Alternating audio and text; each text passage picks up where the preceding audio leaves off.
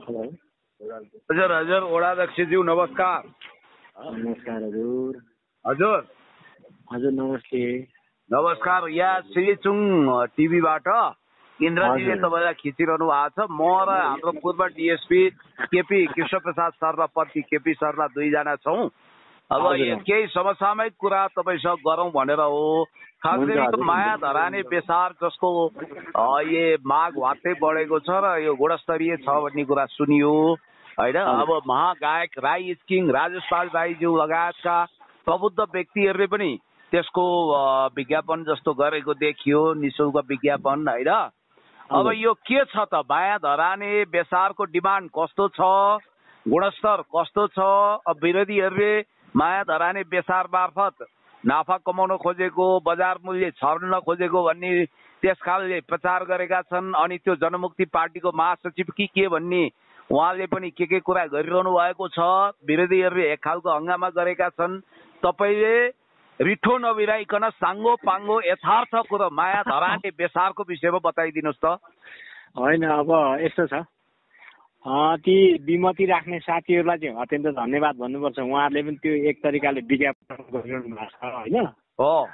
अनि बेसार चाहिँ अत्यन्तै अर्ग्यानिक नै हो। हजुर। यो एकदम अर्ग्यानिक छ। अनि यसको जुन आवश्यकता चाहिँ यो फ्याक्ट्रीले अलिक ठेक्न सक्दैन होला।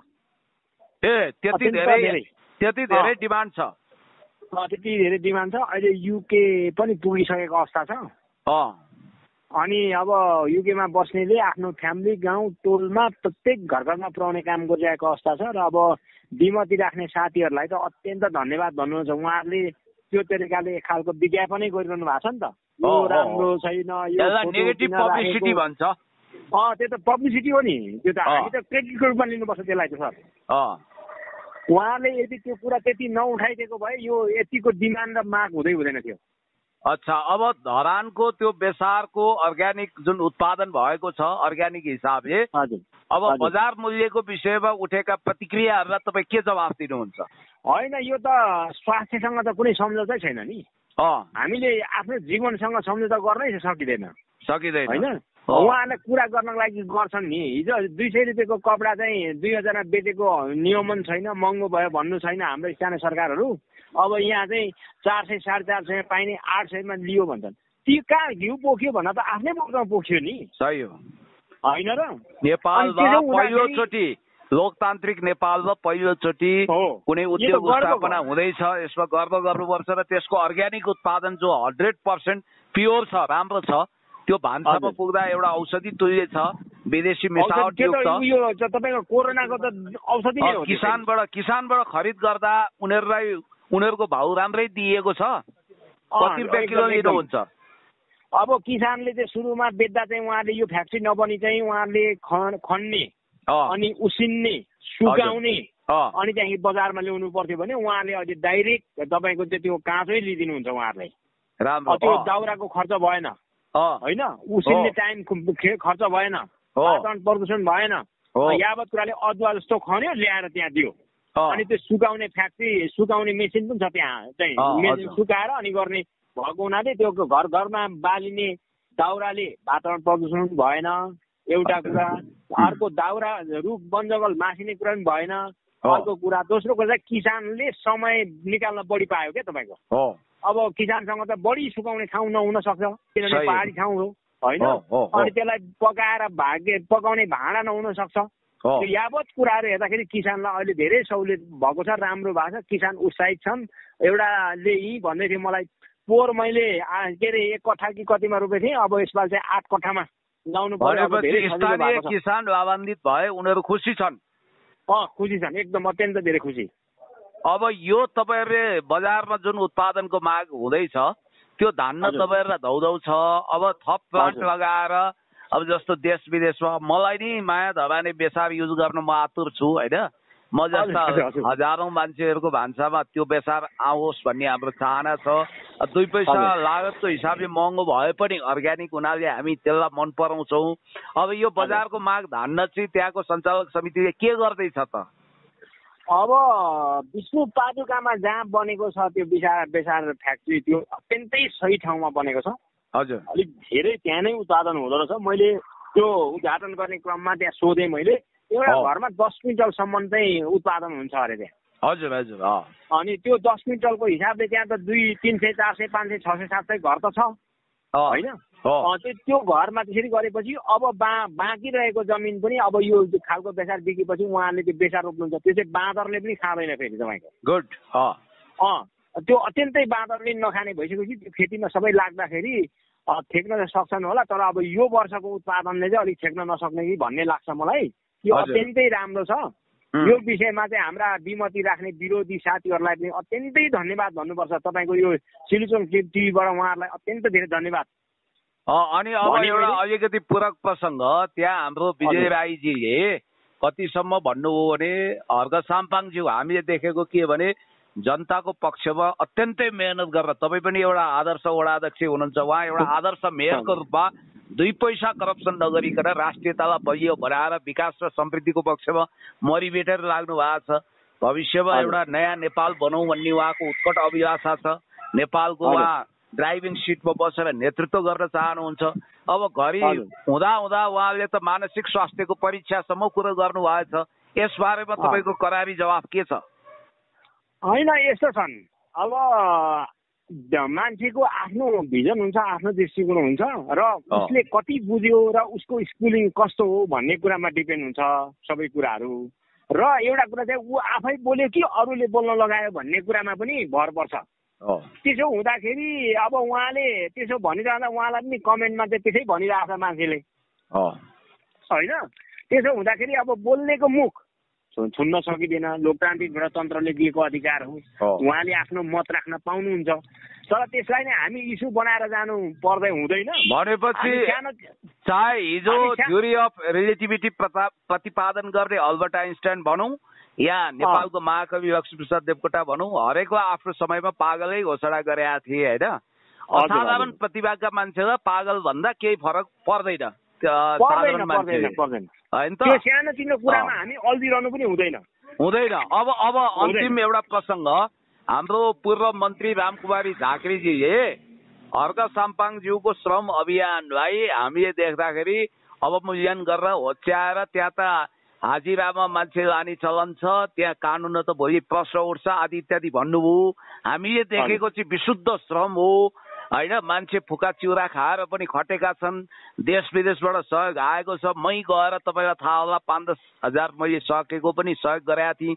त्यहाँ मैले सरकारी बजेट खर्च भएको देखाएको छैन। तपाईँहरू नगरपालिकाको आधिकारिक व्यक्ति हुनुहुन्छ उपमहानगरको, के त्यस्तो कुरा त्यो कुरालाई तपाईँ कसरी लिनुहुन्छ? उहाँले हाजिरीमा मान्छे लगेको छ होइन, बजेट खर्च भएको छ भनेर रामकुमारीजीले बोल्नु भएको छ, उहाँलाई के जवाफ दिनुहुन्छ तपाईँ? उहाँले त बोल्नको लागि बोल्नु भएको, विरोधको लागि विरोध गर्नु भएको।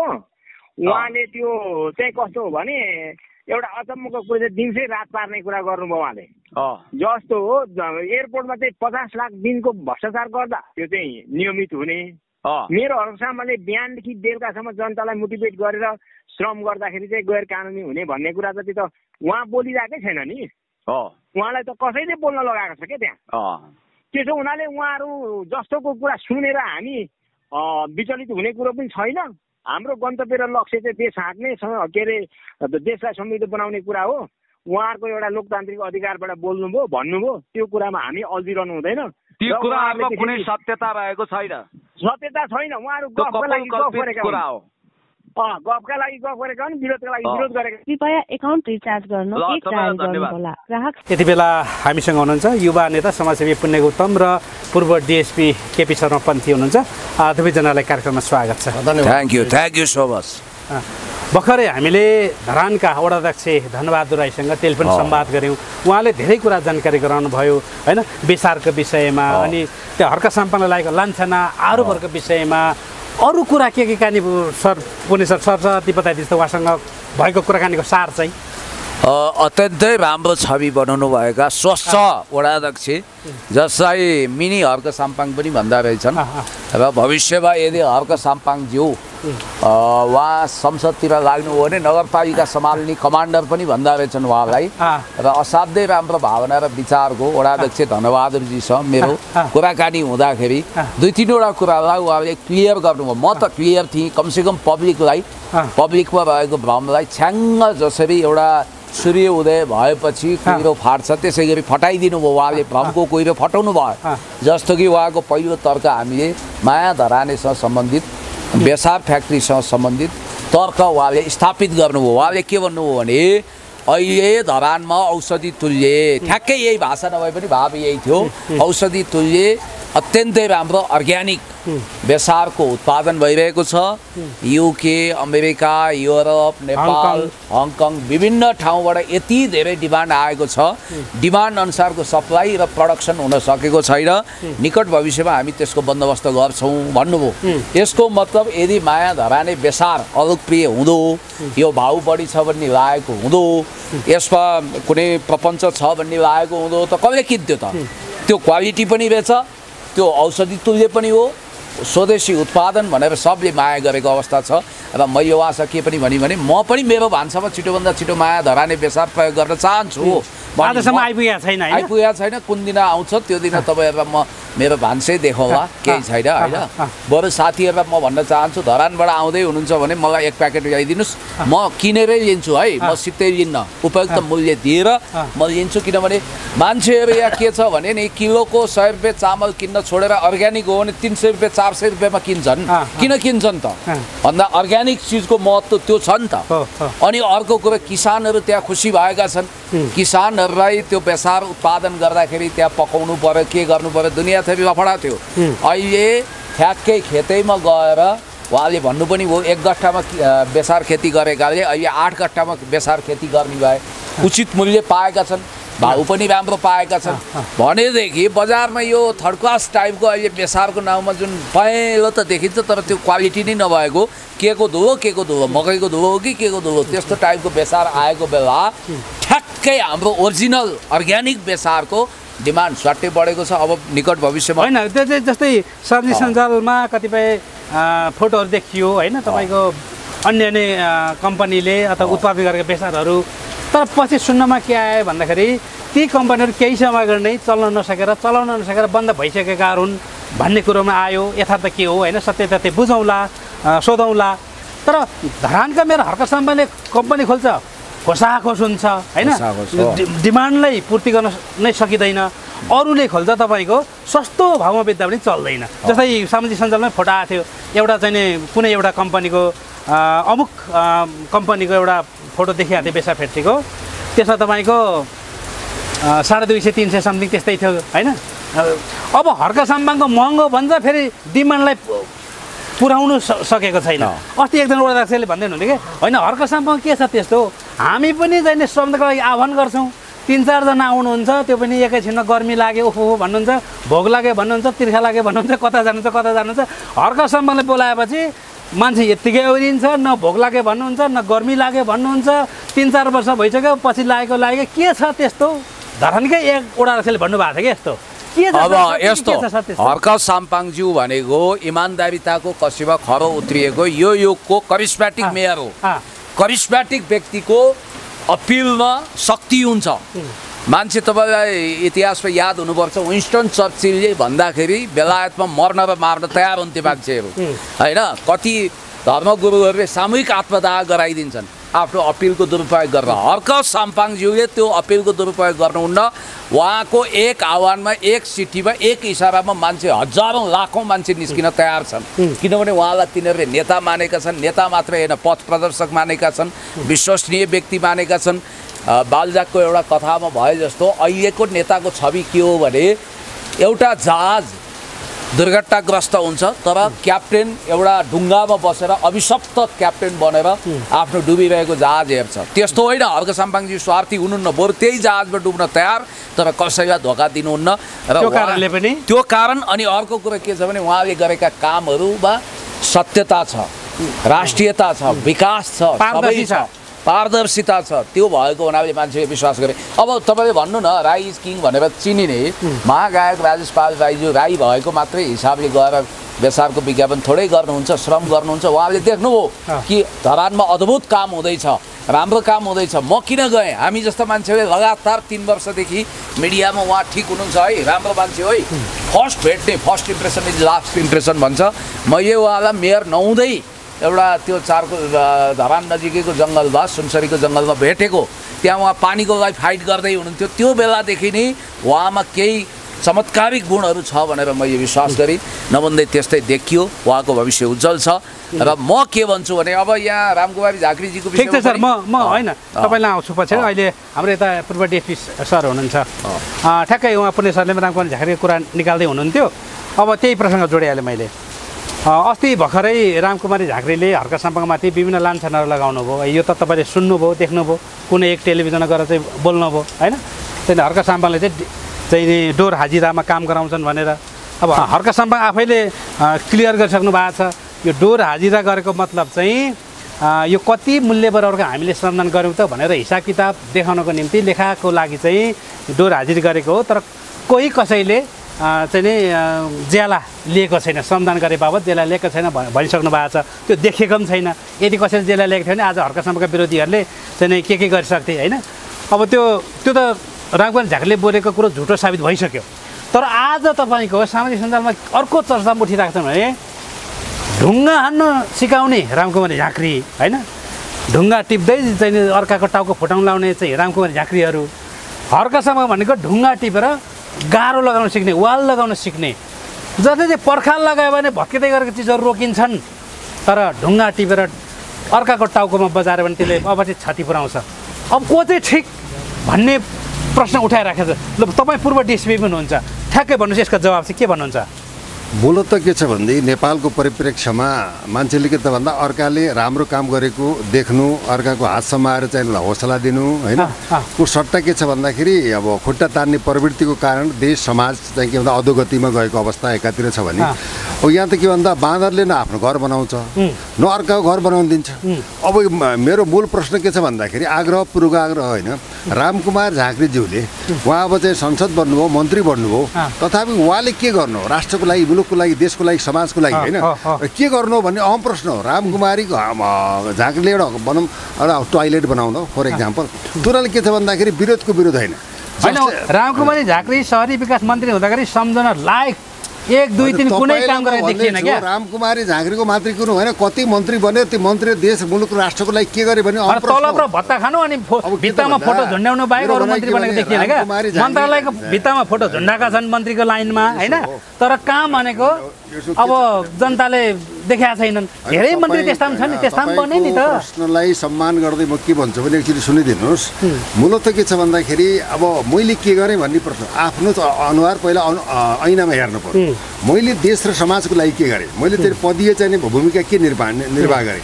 मैले त जनताको कर खाएँ, मन्त्री बने, चिल्लो गाडी चढेँ, देशको भ्रष्टाचारमा संलग्न भएका मान्छेहरूलाई भनौँ एउटा उकास्ने कामको परिस्थिति जन्मियो। आज सदनमा चाहिँ कुनै एउटा विकास निर्माण राष्ट्रिय एजेन्डा भएको अवस्था छैन। दिनानुदिन युवाहरू चाहिँ विदेश जान बाध्य भएका छन्। आज चाहिँ के भन्दा मधेस भन्दा तराईमा चाहिँ के भन्दा पानी नभएर सुक्खा भएर जमिन फुटेको छ। आज उर्वरा शक्ति समाप्त भएको छ। अब भोलि आएर मरुभूमि भएर तराईका मान्छेहरू चाहिँ पाहाडमा आउनुपर्ने अवस्था देखिएको छ। चुरे पाहाडको दोहन भएको छ। त्यहाँ गिटी ढुङ्गा, बालुवा ढुङ्गा सबै चाहिँ के भन्दा भनौँ तस्करी गरेर दोहन भएको अवस्था छ। एउटा माटोको रक्षा भएको छैन। यो सन्दर्भमा अब हर्का साम्पाङले एउटा के भन्दा श्रम नै के भन्दा जीवन हो, श्रम बिना राष्ट्र विकास हुन सक्दैन भनेर विभिन्न खालको चाहिँ साबुन फ्याक्ट्रीदेखि लिएर अब तपाईँको चाहिँ सांस्कृतिक उद्यान, पाठशालादेखि लिएर अहिले मिठो बेसारको जुन एउटा चाहिँ राष्ट्रिय अन्तर्राष्ट्रिय क्षेत्रमा चाहिँ एउटा व्यापक चाहिँ के भन्दा डिमान्ड भएको अवस्था छ। यो अवस्थालाई एउटा मेयरले चाहिँ के भन्दा देशको बागडोर सम्हाल्ने हिसाब किताबमा आफ्नो चाहिँ के भन्दा 24 घण्टा प्रायः चाहिँ के भन्दा अब श्रम र ढुङ्गासँग चाहिँ जुधेर होइन, बिना श्रम बिना मेहनत देश विकास हुन सक्दैन भनेर शिक्षा दिएर विभिन्न चाहिँ नेपालकै इतिहासमा पहिलोपटक चाहिँ के भन्दा बेसारको युद्धको स्थापना गरेको सन्दर्भमा उहाँलाई सरकारले भनौँ यस्ता चाहिँ व्यक्तित्वले टेवा, हौसला र सम्मान दिनुपर्नेमा स्वस्फूर्त गएका, स्वस्फूर्त चाहिँ के भन्दा भनौँ श्रमदान गरेका व्यक्तिहरूलाई ज्याला आदिका कुराहरू लान्छना लगाउनु चाहिँ कहाँसम्म चाहिँ मूर्खतापूर्ण परिस्थिति हो। आफूले पनि गर्न नदिने, अरूलाई पनि के भन्दा ए बाबा कसैले के भन्दाखेरि राम्रो गर्नुहोस्, राम्रो गर्नु सक्नुहुन्न भने ऊ भलो त नसोध्नुहोस् भन्ने कुराहरू नेपालका नेतृत्व भएन, ज्ञान भएन, क्षमता भएन, एकअर्काले गरेको कामको सम्मान गर्न सक्ने अवस्था भएन। यहाँको राजनीति एउटा ठेकदारी प्रथामा स्थापित भयो, जसले गर्दा देश जर्जर र बर्बर अवस्थामा पुग्यो। यस्ता लालछना लगाउनुभन्दा प्रमाणसहित बोल्नुपर्छ। प्रमाणको सामुन्य तर्कले काम गर्दैन।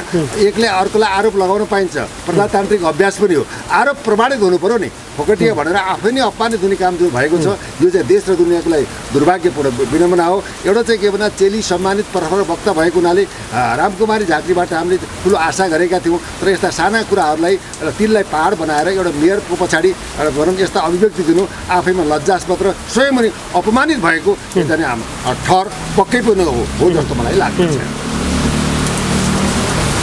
हजुर, यता म पुण्य सत्य आउन चाहेँ। अब अघि यहाँले रामकुमार झाँक्रीकै प्रश्न देख्दै हुनुहुन्थ्यो होइन। मैले हाम्रो पूर्व डिएसपी साहबलाई सोधेँ पनि होइन, उहाँको आफ्नो विचार राख्नुभयो उहाँले होइन। अब रामकुमारी झाँक्री गगन थापा भनेको हिजोको दिनमा ढुङ्गा हानेर अर्काको टाउको फुटाएर आफ्नो टाउको फुटाएर हिँड्नुहुन्थ्यो होइन। अहिले पनि तपाईँको यी पुराना ठुला भनिएका राजनीतिक दलहरूले कहिले पनि यस्ता सामूहिक काम गर्नु, समाज विकासको निम्ति काम गर्नु कहिले पनि जनता सिकाउँदैन। यिनीहरूले आह्वान गर्छ कि त नारा जुलुस लगाउनु, जिन्दाबाद र मुर्दाबाद भन्नु, राँके जुलुस लगाउनु, ढुङ्गा हान्नु, इँटा हान्नु, अनि तोडफोड गर्नु, सडक जाम गर्नु बाहेक अरू बोलाउनु जाने छैन यी राजनीतिक दलहरूले। अब तपाईँ भन्नुहोस्। अब यस्तो हुन्छ, असल राजनीतिज्ञको सङ्केत के हुन्छ भने उसमा सृजनशीलता, कर्म, सुकर्म र विनम्रता बढी हुन्छ।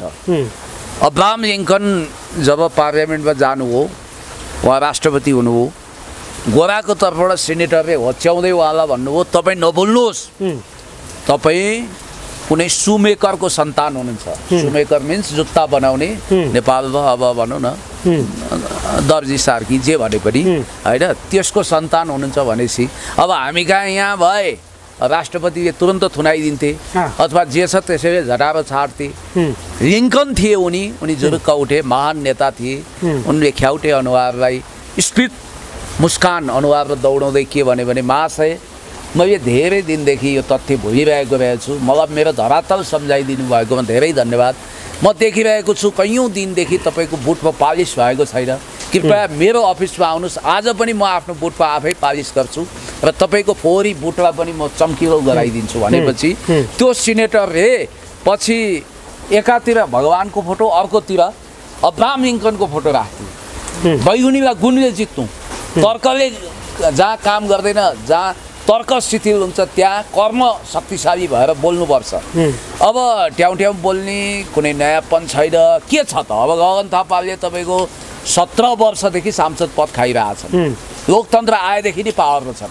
उनी पुरानो नेताभन्दा कुन अर्थमा भिन्न? म पुण्य गौतमले गरिब दुखी रोगी असहायको लागि लाखौँ लाख सहयोग गरेको छु। म सांसद होइन, मन्त्री होइन, मैले भनेको छु सारा तलब भत्ता गरिब जनतालाई सुम्पिने छु। यिनीहरूले केही गरे यो अनि दया परोपकार करुणा देखाउने ठाउँमा घृणा बाँडे, नयाँ आउने प्रतिभालाई दमन गर्न खोजे। तर याद गर्नुहोला, ढुङ्गाको काप फोरेर पनि उम्रन्छ पिपल भनेर राष्ट्रकवि माधव घिमिरेले भन्नुभएको छ। थर्ड डाइमेन्सनमा इन्द्रबहादुर राईले भन्नुभएको छ विचित्र अनुभूतिसहित नयाँ चिजको उदय हुन्छ। विचित्र अनुभूति नै गराउँछ, त्यसले नयाँपन हुन्छ, त्यसमा नवीनता हुन्छ। हर्क साम्पाङज्यू भनेको भविष्य हो, रामकुमारी झाँक्री भनेको अतीत हो।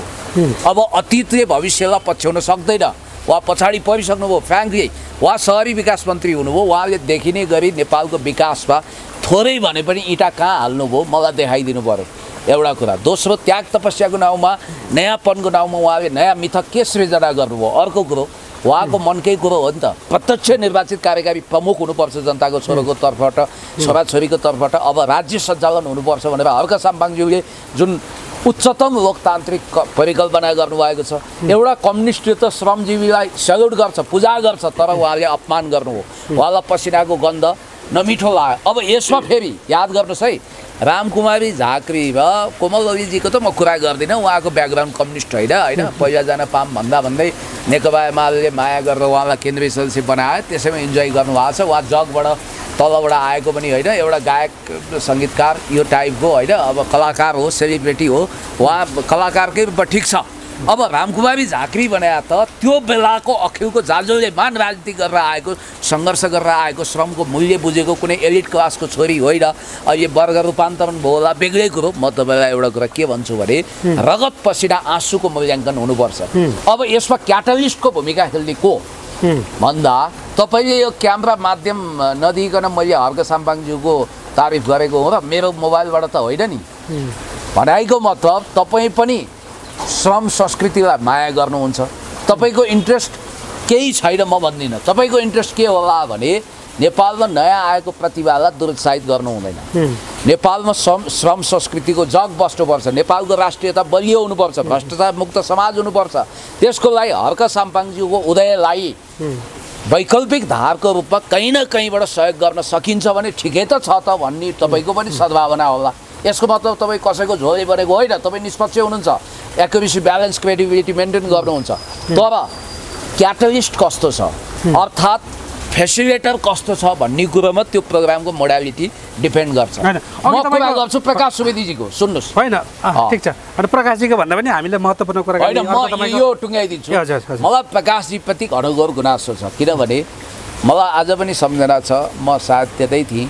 प्रकाश सुवेदीजीले आफ्नो प्रोग्राम, त्यो कन्ट्रोभर्सियल प्रोग्राममा हर्क साम्पाङज्यूलाई लान पटक एकपटक होइन अनेक पटक प्रयत्न गर्नु। हर्क साम्पाङज्यूको दुईवटा बटम लाइन क्लियर थियो। एउटा उहाँ कसैको स्टुडियो गएर दिनुहुन्न इन्टरभ्यू, मैले दिएको देखाए पनि छैन। कान्तिपुरवालाले बोलाउँदा पनि जानु भएन, ऋषि धमला पनि त्यहीँ हार्दिकमा आए। अब प्रकाश सुवेदीलाई स्टुडियोमै लानुपर्ने त्यो सम्भव भएन। दोस्रो, उहाँको दिलैदेखि त्यो कार्यक्रमलाई उहाँले मन नपराउनु भएको बुझियो। किन बुझियो भने प्रकाश सुवेदीको इन्टेन्सन भनेको काहीँ न काहीँ कन्ट्रोभर्सीको आगो फुक्ने हो।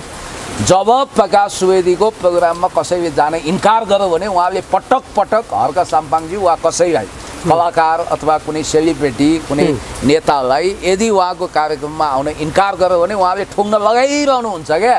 उहाँले स्याडिस्ट आनन्द लिनुहुन्छ र त्यो प्रोग्राम स्पेसली तपाईँको मेरो विचारमा स्क्रिप्टेड प्रोग्राम हो। हर्क साम्पाङज्यूलाई पार गर्न लगाउने इन्टेन्सन त्यहाँ देखियो।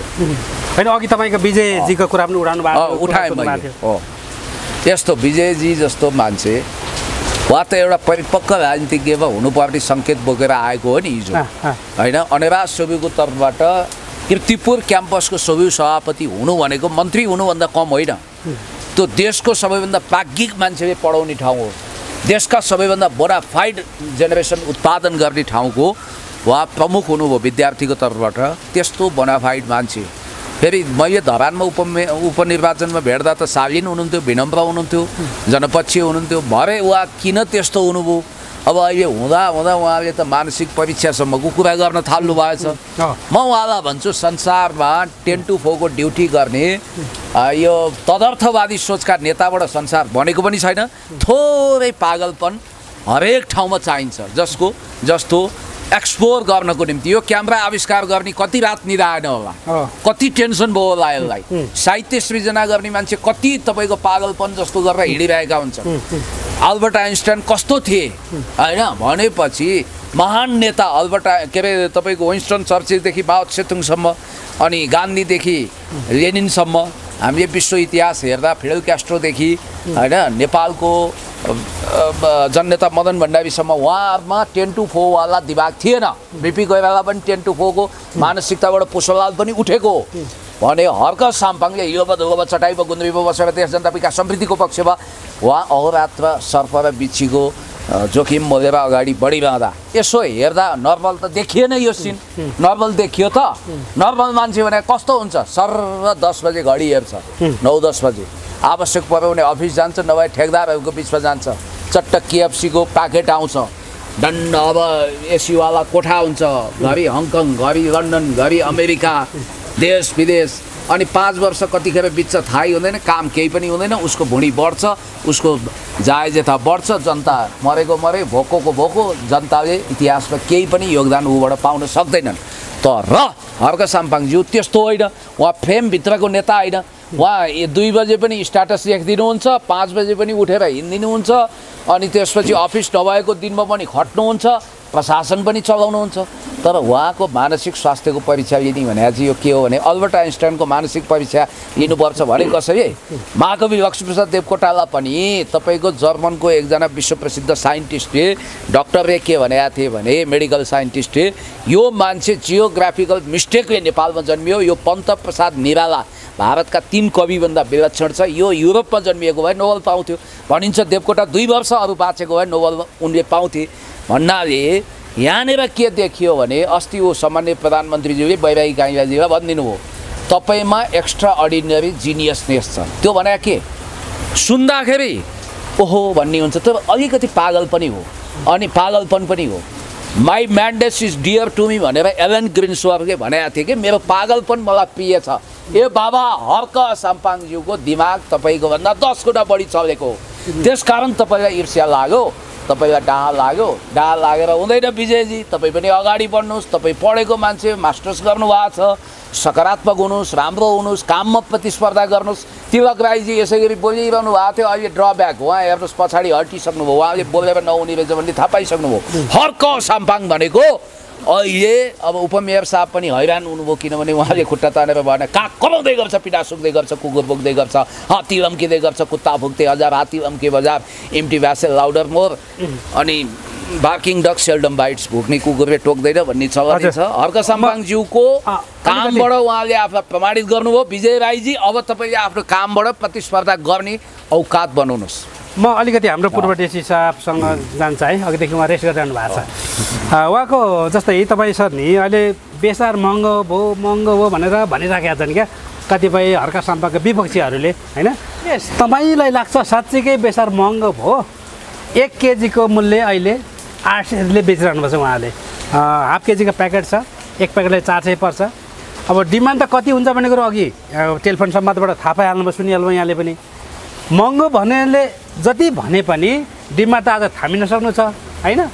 तर सामान्य कुरा काटेकै छ, यस्तो महँगो बेसार बेच्ने, यसरी बेच्ने भनिराखेको छ। तपाईँलाई लाग्छ यो महँगो हो कि सस्तो हो, ठिकै हो कि के लाग्छ? अनि प्रतिस्पर्धा बिनाको सफलता जीवनमा सम्भव छैन। यहाँ विरोधीहरूको जुन एउटा चाहिँ अभियान चलेको छ त्यसले पनि के भन्दा एउटा क्रेज बढेकै छ, अर्ग्यानिक छ। अब यो चाहिँ बेसार भनेको चाहिँ के भन्दा नेपालकै इतिहासमा पहिलोपटक चाहिँ बेसार उद्योगको चाहिँ स्थापना भएको धरानबाट भएको इतिहास हो, गणतन्त्र पछि चाहिँ इतिहास हो। यो इतिहासलाई सम्मान गरेर त्यहाँ अर्ग्यानिक छ। अहिलेका तपाईँले बेसार चाहिँ बजारमा किन्नुहोस् भने पिठो मिचाइएको हुन्छ, पिठोदेखि लिएर मिसावट छ, हरेक खाद्यान्न मिसावट छ। मिसावटलाई के भन्दा मान्छे मिसावट खाद्यान्न खाइसकेपछि अस्वस्थ हुन्छ होइन, दीर्घजीवी बन्न सक्दैन, अकाल मृत्यु हुन्छ होइन। अब त्यसले गर्दाखेरि एउटा विषादयुक्त भएको हुनाले अर्ग्यानिक चाहिँ के भन्दा बेसार भएको हुना अहिले चाहिँ तपाईँको चाहिँ थाइल्यान्ड, ब्याङ्कक, इङ्ल्यान्ड होइन, अस्ट्रेलिया, अमेरिका यावत कुरामा त विदेशमा पनि यसको डिमान्ड बढेको छ। डिमान्ड बढेको हुनाले के भन्दा स्वस्थ रहनको लागि 1-2 पैसा तलमाथि महँगो सस्तो भन्दा पनि जीवनभन्दा ठुलो त कुनै पनि चिज ठुलो होइन। तपाईँको हाम्रो नेपालीको बानी कस्तो छ भन्दाखेरि एउटा राम्रो रेस्टुरेन्टमा गयो भने, दोहोरी साँझ गयो भने, डान्समा गयो भने होइन, अथवा कुनै राम्रो ठाउँमा गयो भने तपाईँको 1000 को खानेकुरा खायो भने तपाईँको त्यहाँ 500 रुपियाँ टिप्स दिन्छ होइन, कतिले दिन्छन्। तर त्यही तपाईँको सब्जी पसलमा गएर 50 रुपियाँ मुठा साग भन्यो भने 40 मा दिनुहोस् न है, 10 रुपियाँको लागि बार्गेनिङ गर्ने चलन छ क्या हाम्रो नेपालीको। त्यो होइन र, यो संस्कार यता नभने साग किन्नु चाहिँ 50 रुपियाँ मुठा भन्यो भने उसले 40 मा दिनुहोस् न भने 10 रुपियाँ घटाइ माग्छ। उता फेरि त्यही मान्छे गएर तपाईँको कुनै ठाउँ गएर रेस्टुरेन्ट गएर 500 रुपियाँ त टिप्स दिन्छ। यही संस्कारकै कारण चाहिँ देशमा के भएको भन्दाखेरि यो अवस्था भएको नि त। त्यसले गर्दाखेरि के त भन्दाखेरि अब लिनु भन्दा पनि के छ भन्दा जुन स्वास्थ्यलाई भनौँ शरीर माध्यम खलिधर्म साधन भन्दा हेल्थ इज वेल्थ हेयर। जबसम्म तपाईँको हेल्थ नै सम्पत्ति हो, तपाईँको हेल्थ स्वस्थ छैन, तपाईँले केही पनि काम न पढ्न सक्नुहुन्छ, न बोल्न सक्नुहुन्छ, न कर्म गर्न सक्नुहुन्छ, न श्रम गर्न सक्नुहुन्छ। त्यसैले शरीरको हेल्थलाई चाहिँ बनाउनको लागि चाहिँ मान्छेले अर्ग्यानिक शुद्ध होइन, शुद्ध चिजको खोजी भएको। शुद्ध चिजको खोजीमा नेपाली इतिहासमा जो गणतान्त्रिक सरकारको चाहिँ आगमन पश्चात पश्चात धरानबाट जुन एउटा बेसार फ्याक्ट्रीको उत्पादन भएर विश्वमा चाहिँ एउटा माग भएको छ। यो अत्यन्त चाहिँ के भन्दा नेपालको इतिहासमा एउटा चाहिँ योगदान थप्ने काम भएको छ। यो महँगो पनि छैन, स्वास्थ्यको लागि चाहिँ प्रोत्साहन भएको कुरा छ। अब तपाईँको चाहिँ अब चार कट्ठामा चाहिने उत्पादन गर्ने 8 कट्ठा 1 बिघामा उत्पादन गर्छौँ भने किसानमा प्रोत्साहन भएका छन्। किसानबाट यो त मुख्य कुरो चाहिँ के भन्दा किसानबाट आवाज उठेको भए, जसले उत्पादन गरेका छ उसबाट आवाज उठ्या भए त्यसमा चाहिँ क्वेसन मार्क जन्मने कुरा हो। आवाज उठेको छैन, किसानहरू खुसी छन्, त्यही अनुसारको के भन्दा खरिद भएको छ, उत्पादन भएको छ, विश्वमा डिमान्ड बढेको छ। त्यसैले के त भन्दा मान्छेले अब काम पनि गर्न सक्दैन। कसरी चाहिँ हर्कलाई डाउन गर्ने, हर्क साम्पाङलाई डाउन गर्ने, कसरी चाहिँ उसलाई निरुत्साहित पार्ने, हतोत्साहित पार्ने भन्ने खेल खेलिएको अवस्था हो। जतिसुकै नकारात्मक प्रचार भए तापनि सकारात्मक रूपमा चाहिँ यो विज्ञापन अगाडि बढेको छ र हर्क साम्पाङजीलाई बधाई छ, त्यो टिमलाई बधाई छ।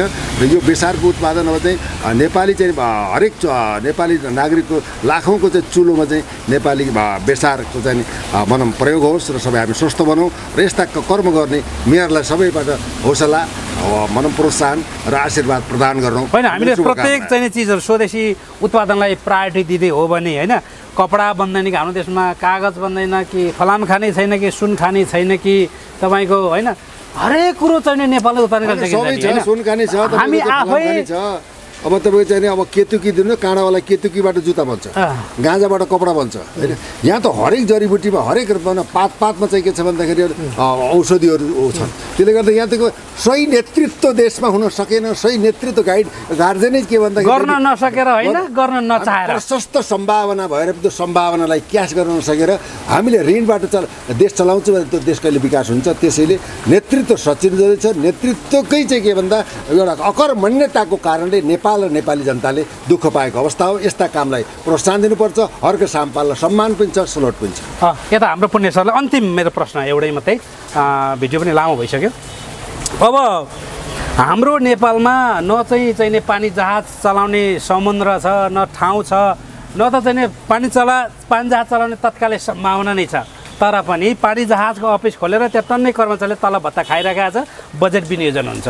तर मान्छेलाई नब्बे नहुने अति आवश्यक चिज जसरी पानी भएन भने मान्छेको जीवनको अस्तित्व नै रहँदैन, कुनै जीव जन्तु प्राणीको अस्तित्व नै रहँदैन पानी छैन भने। तपाईँको बिहान तपाईँको उठ्ने बित्तिकै तपाईँको टोइलेट जानु, हातमुख धुनु होइन, खानु पिउनु हरेक कुरो हाम्रो शरीरको 75% भाग त पानीले ओढेको छ। जसरी पृथ्वीलाई 75% पानीले ओढेको छ, त्यस्तै पानी नब्बे नहुने चिज।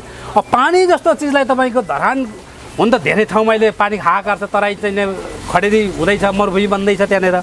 अब धरानको सवालमा धरानमा खानेपानीको लागि त्यत्रो धाउनु मेयरजीले, अनि त्यो कुरो चाहिँ रेडबुकमा लेखिँदैन, राष्ट्रिय योजना बन्दैन, राष्ट्रिय योजना पर्दैन। अनि त्यहाँ चाहिँ तपाईँको एडिबीबाट 50 अर्ब ऋण लिने केन्द्रीय सरकारले, अनि 50 अर्ब मध्येको चाहिँ 6 अर्ब धरानलाई दिने, 6 अर्ब चाहिँ त्यो 15% धरानले त्यसको दायित्व भार बोक्नुपर्ने, अनि 4 करोड चाहिँ राष्ट्रिय योजना दिने भन्छ। 4 करोड चाहिँ छुट्याउने, अरू चाहिँ तपाईँको 85% अनुदान, त्यो पनि केन्द्र सरकार तिर्नु पऱ्यो। अनुदान भनेर त एडिबीले सबै अनुदान दिएको त होइन, 50 अर्ब त केन्द्र सरकार त तिर्नै पर्छ। केन्द्र सरकार तिर्नु भनेको पुण्य गौतमले पनि तिर्ने हो, केपी शर्मा पन्थीले पनि तिर्ने हो, इन्द्रजीले पनि तिर्ने हो, सबै हामी नेपाली जनता सबैले तिर्ने हो होइन। कतिपयको बुझाइ चाहिँ के छ भन्दाखेरि सरकारको दिन हामीले के बाल मतलब होइन, हामीले तिर्नुपर्ने होइन भन्छ नि। तर ती मूर्खहरूलाई बुझेको छैन कि सरकारको ऋण भनेको जनताको ऋण हो। सरकारले कति बेला ऋण उठाउँछ भन्दाखेरि हामीसँग पाइलामा राजस्व उठाएर पाइलामा कर बढाएर हामीलाई हग्नु मुत्नु, तपाईँको हरेक कुरो 1 किलो चामलमा चाहिँ हरेक चाहिँ टिकटमा हरेक ठाउँ चाहिँ तपाईँ कर बढाएर राजस्व लिइरहेको हुन्छ। त्यो राजस्व उठाएर तिर्ने हो, त्यो पनि तपाईँको तिर्ने चान्सै छैन। हरेक वर्ष 3 खर्बको दरले चाहिँ नेपालको वैदेशिक ऋण वृद्धि भइरहेको छ। अब यस्तो बेलामा तपाईँको धेरैले के भन्छ, पार्टीका कार्यकर्ता झोले चम्चे हुके चिलिमे मासु भातीहरू के भन्छ भन्दाखेरि धरानले लिनु पर्थ्यो। अब पहिलाको एडिबीको तपाईँको 55-56 करोड तिर्नै बाँकी छ धरानले। अब तपाईँको 15%को हिसाबले पनि तपाईँको के छ भने 6 अर्बको 15% भनेको झन्डै 95देखि 1 करोड जति पर्छ होइन, 1 अर्ब जति पर्छ। 95 करोडदेखि 1 अर्ब जति पर्छ, त्यो बिचमा पर्छ भने चाहिँ त्यो ऋण कसरी तिर्ने, फेरि जनताकै काँधमा ऋण त पर्यो। अब तपाईँ के भन्नु सर यो विषयमा चाहिँ? अब इन्ट्रेस्टिङ। अब यसमा के छ, अर्को कुरा यसमा जोडिहाले। अब त्यसरी योजना पार्नेले अथवा योजना मिलाइदिनेले अथवा कुनै कसले चाहिँ कुल लागतको 2% चाहिँ कमिसन पाउँछ अरे भन्ने पनि हल्ला सुनिन्छ बाहिर क्या, यो तपाईँले थाहा छ कि छैन? अन्तर्राष्ट्रिय दलाल एजेन्सी मार्फत काम गर्नेहरूले कमिसन कुम्ब्याउँछन्, त्यति मात्रै होइन, कन्सल्टेन्सी उनीहरूकै रोजाइको, अनि त्यसमा गोष्ठीहरू गर्नुपर्छ, डिपिआर गर्दा थुप्रो खर्च हुन्छ, त्यसकारण जति आउँछ त्यसको 25 देखि 30% उनीहरूकैमा फर्किने हो। उनीहरूले विभिन्न माध्यमद्वारा या दिएको अनुदान वा ऋणको धेरै ठुलो अंश आफूले फिर्ता लान्छन्, उनीहरूको त्यो टेक्निक लगाउने क्षमता हुन्छ। अब जहाँसम्म मलाई लाग्छ हामी सोझा छौँ। तपाईँले अघि भन्नुभयो कि हाम्रो वास्तवमा खुबी के हो, क्षमता के हो, हामीले कुल श्रमको कुल पुँजीको दोहन गरेर प्रयोग गरेर यो देश विकसित हराभरा बनाउनु पर्नेमा हामीले घिउ पनि ऋण काटेर खान थाल्यौँ भने भोलि हामी सङ्कटमा पर्छौँ। र तपाईँलाई मैले भनिहालेँ नेपालको बजेट कति छ र? 25-26 खरबको सिलिङ हो। 25-26 खरबमा साधारण खर्च अर्थात् कर्मचारीको तलबमै 12-14 खरब जान्छ होइन, कर्मचारी पाल्नु पर्यो, पोस्नु पर्यो। बाँकी विकासमा कति जान्छ भन्दा त्यसको आधी बजेट पनि खर्च हुँदैन विकासमा। विकासभन्दा साधारण खर्च बढी छ, प्रशासनिक खर्च बढी छ, सेतो हात्ती जस्ता संरचनाहरू छन्, कर्मचारीलाई जागिर खुवाउनु पर्यो, पाल्नु पर्यो, 7वटा प्रदेश धान्नु पर्यो, 7वटा सरकार छ, 7वटा प्रदेशमा संसद छ भन्ने बित्तिकै प्रशासनिक र साधारण खर्च यति धेरै छ कि हामी हायतवा हायल भएका छौँ। यो कुरा भिआइपी भिभिआइपीले भन्न चाहँदैनन्, किनभने उनीहरूको सेवा सुविधा घट्छ। अनि अर्को कुरा के छ भने आन्तरिक ऋणबाट हामी आन्तरिक राजस्व ऋणबाट 14-15 खरब रुपियाँ परिचालन गर्छौँ भने बाँकी विदेशी ऋणमा डिपेन्ड हुनुपर्छ भन्ने बित्तिकै हाम्रो बजेटको ठुलो हिस्सा त विदेशी ऋण वा अनुदानमा आधारित रहेछ भन्ने बित्तिकै यो देश कसरी विकसित हुन्छ? हामी इकोनोमिक्स पढेको मान्छे हामीलाई भुलभुलैयामा राख्न सकिँदैन, झुक्याउन सकिँदैन। तपाईँले एडिबीको मात्रै कुरा गर्नुभयो, वर्ल्ड ब्याङ्कबाट आउने कुरा, आइएमएफबाट आउने ऋण वा अनुदानको कुरो। ल अनुदान लिँदा त हामी एमसिसी जस्तो अनुदान इन्डो पेसिफिक स्टडिज जोडिएको छ भनेर 50 अर्ब अमेरिकी नेपाली रुपियाँ हामीले अस्वीकार गर्न खोज्यौँ भने यो भनेको त ऋण भनेको त चाहे सफ्ट लोनको कुरा होस् चाहे जेसुकै होस्, त्यो ऋण लिँदा विदेशीहरूको शर्त हुन्छ, ऋणलाई अनुदानमा परिणत गरिदिन्छ। चीनले बेला बेलामा गरेको छ, त्यो बेग्लै कुरा हो। तर हामी कहाँ त्यस्तो सिस्टम अझै पनि परिपक्व रूपमा बसेको छैन। र एडिबीको जो लोन छ तपाईँले एकदम क्रिस्टल क्लियर पिक्चर राखिसक्नु भएको छ, तथ्य दिइसक्नु भएको छ।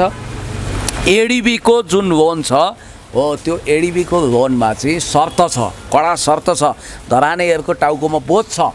तपाईँले भने जस्तो वैदेशिक ऋण खरबको खरब प्रति वर्ष थपिए यस्तो बेलामा हर्क साम्पाङज्यूले उदाहरण बनेर होइन है यसरी गर्नु हुँदैन, स्वदेशी पुँजी, स्वदेशी सिप, स्वदेशी लगानी, पिपिपी मोडलमा जानुपर्छ, पब्लिक प्राइभेट पार्टनरसिपमा जानुपर्छ भनेर जो सतत प्रयत्न गर्नुभएको छ उहाँलाई नमन छ, धन्यवाद छ।